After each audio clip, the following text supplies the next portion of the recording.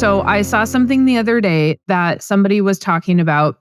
Well, if we start a lease company, the lease company can buy the vehicles and then they can lease it to the business, which is 100% true.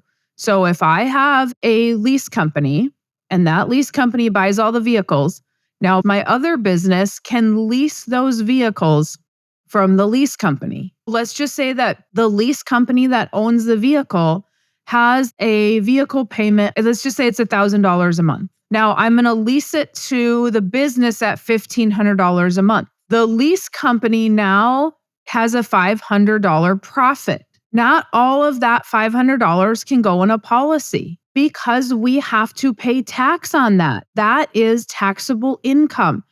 And so these are the kinds of things that have this misconception. So if Mary Jo lends without the bank money, and let's say that I borrow it from my policy at 4%, and I'm going to lend it to without the bank at 14%, that 10% gain has to be claimed by me as interest income.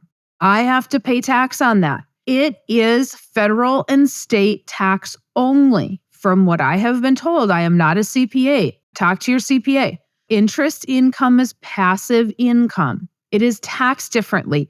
Yes, it is an absolute correct strategy, but we have to tell people the whole story. What's happening is that people aren't getting the whole story. They're getting half of a story. Nelson talks about having a leasing company with the truckers.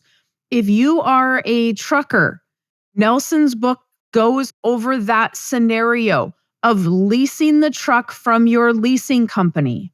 Now, if you have a fleet of vehicles, if you are a landscaper, if you are an electrician, if you are a plumber, if you have a business that has a fleet of vehicles, a fleet, meaning probably 3, 4, 5 or more.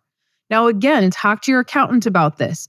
I personally, if I had a fleet of vehicles, I would have a separate business owning those vehicles and then leasing those back to the landscaping company. Why? Because you're going to have a different liability protection.